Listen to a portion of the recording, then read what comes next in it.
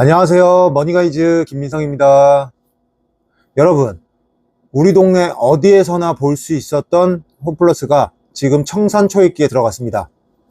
한때 이마트와 함께 대한민국 유통시장의 양대 산맥이었던 유통공룡이 역사 속으로 사라지는 단계에 놓여 있는 거죠. 지난 16일 홈플러스 경영진이 직원들에게 보낸 공지문 한 장이 업계를 충격에 빠뜨렸습니다. 12월 급여를 한 번에 지급하지 못하고 19일과 24일 두 차례로 나눠주겠다는 내용이었습니다. 세금과 공과금조차 제때 납부하지 못할 정도로 자금 상황이 한계에 도달했다는 고백이었죠. 그리고 운명의 날이 다가왔습니다. 12월 29일 법원이 홈플러스에게 준 마지막 기한입니다. 이날까지 새 주인이 나타나지 않으면 홈플러스의 운명은 정해집니다. 오늘은 홈플러스가 어쩌다가 이 지경까지 오게 되었고 12월 29일 이후 벌어질 예상 시나리오 3가지를 말씀드리겠습니다. 본격적으로 영상 시작 전 구독과 좋아요, 알림 설정 부탁드립니다. 홈플러스의 악몽은 10년 전부터 시작이 되었습니다. 2015년 9월 사모펀드 MBK 파트너스가 홈플러스를 7조 2천억에 인수했습니다. 문제는 이 돈을 어떻게 마련했냐입니다.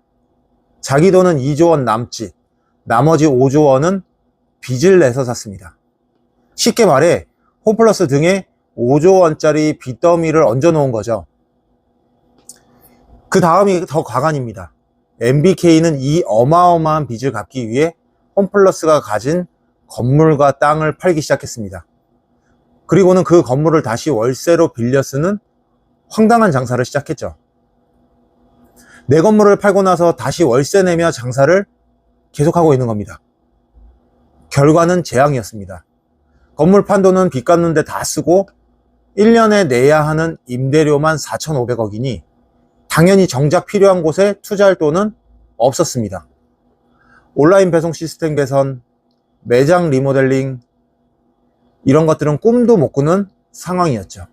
그 사이 쿠팡은 새벽 배송으로 세상을 바꿔놓았고 네이버는 쇼핑 가격 비교 서비스로 시장 점유율을 끌어올렸습니다.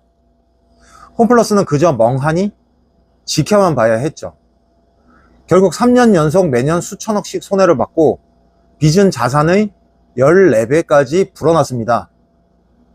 올해 3월 마침내 법원에 살려달라며 백기를 들었습니다. 법원의 도움으로 새 주인을 찾기 시작했습니다. 10월 말 대중들도 잘 모르는 두 회사가 관심을 보였습니다. 잠깐이나마 희망이 보이는 듯 했죠.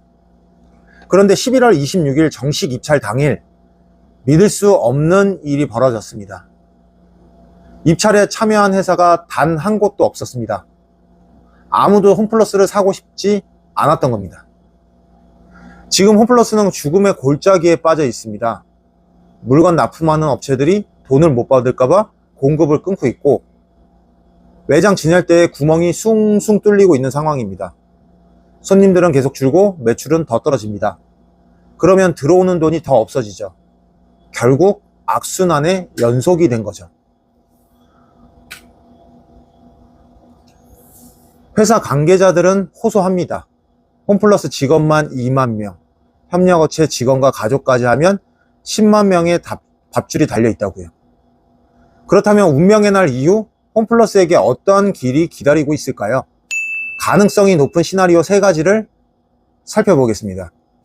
첫 번째, 시간을 더 주는 겁니다. 법원이 데드라인을 연장하는 시나리오입니다. 벌써 5번이나 기한을 미뤘죠. 홈플러스가 무너지면 실직자 수만 명, 협력업체의 도미노 도산이 우려되기 때문이죠.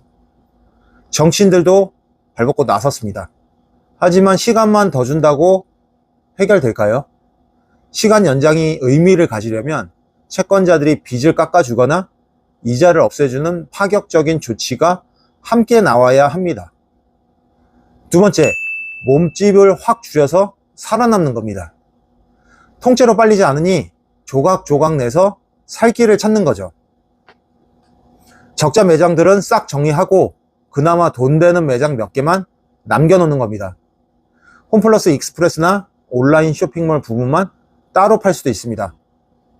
홈플러스라는 간판은 살아남지만 대규모 인력 감축과 점포 폐쇄는 피할 수 없습니다. 세 번째, 최악의 시나리오입니다. 법원이 회생을 포기하고 파산 선고를 내리는 겁니다.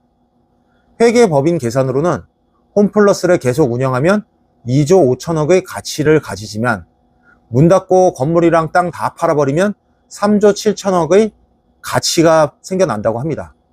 냉정하게 숫자만 따지면 청산하는 게 더 이득이라는 소리입니다. 파산하면 법원이 홈플러스의 건물, 땅, 재고를 모두 경매에 내놓고 그렇게 모은 돈으로 채권자들에게 나눠줍니다. 그리고 홈플러스 간판은 영원히 사라지게 되는 거죠. 여기서 중요한 인물이 메리츠 금융입니다.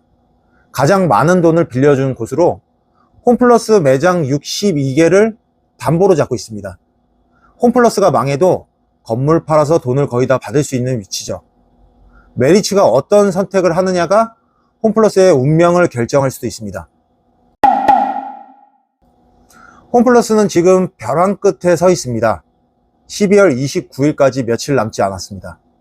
이건 단순히 마트 하나 없어지는 문제가 아니고 홈플러스 직원 2만 명, 납품업체 직원들, 그 가족들까지 하면 10만 명의 인생이 걸려 있습니다.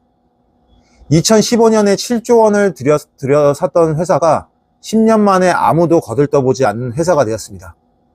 사모펀드의 탐욕이 만들어낸 참사라고밖에 할 말이 없는 거죠. 과연 12월 29일 홈플러스는 기적적으로 살아남을까요? 아니면 역사 속으로 사라질까요? 여러분의 생각을 댓글로 남겨주세요. 오늘 영상도 도움이 되셨다면 구독과 좋아요, 알림 설정 부탁드리고요. 저는 더욱 깊이 있는 분석으로 다시 돌아오겠습니다. 감사합니다.